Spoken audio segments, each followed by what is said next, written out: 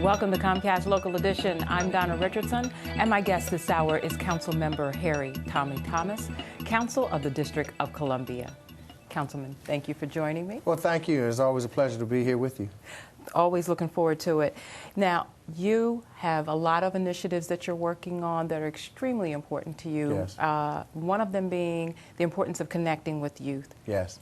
In a real way, Congressman Bobby Scott from Virginia introduced legislation in the Congress called the Youth Promise Act. So after researching some ways, I thought we could reach our young people.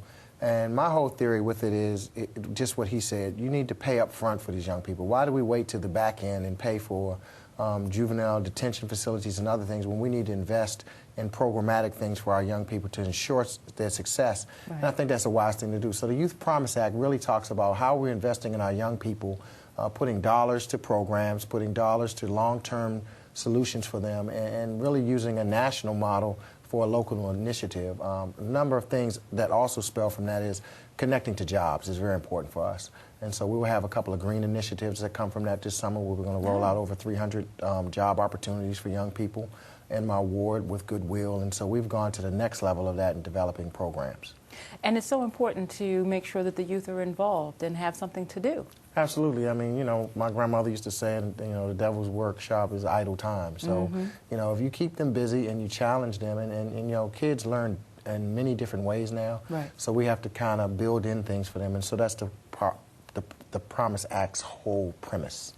And then you also, in partnership with Department of Parks and Recs, yes, also have the Roving Leaders program. Yeah. The Roving Leaders really came kind of out of an era of people who are outreach specialists for the department. They connect our young people to recreational opportunities, but more importantly, they work with our school intervention programs. When we have tough situations, for example, when we have incidents over the weekends in neighborhoods, the Roving Leaders, because they're in the communities, go in and connect with our young people and community resources to make sure we squash beefs, as they say.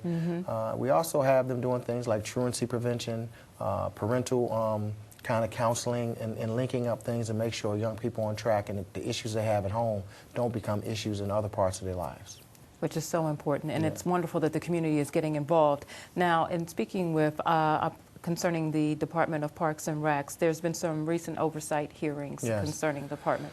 Well, there was a $95 million transfer of funds to the Housing Authority, which then went around our procurement requirement that says anything over $1 million is supposed to come to the council for review. We felt that they were having some Anti-Deficiency Act issues and other things. Through this hearing, we've introduced legislation to correct this. We are now going to possibly go forward and send things to the U.S. Attorney's Office, as well as our own Attorney General for any criminal issues. There was a check payment on Christmas Eve to contractors that was done kind of like the Christmas Eve gift of $2.5 million to close this out without any input from folks. And so we are really going to look at all those invoices now and have a hearing on the 27th that we want people to look at, because what we're going to do now is refer any what we call duplicitous or illegal invoices to the U.S. Attorney for prosecution.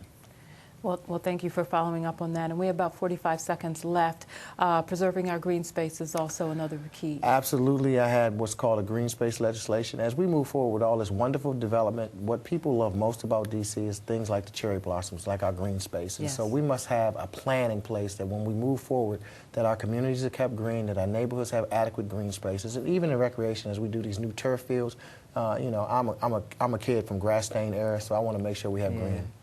Exactly. Well, I want to thank you so much, Councilman, for coming in and giving us all of this great information. But I do want to ask, if constituents want to get in contact with you, how can they reach you? Well, I'm always reachable with my own email, Harry Thomas at dccouncil.us, so it's hthomas@dccouncil.us, or my website, www.harrythomas5.com, or you can call us at 202-724-8028. Excellent. Well, I want to thank you so much. Look forward to seeing you again. Thank you very much.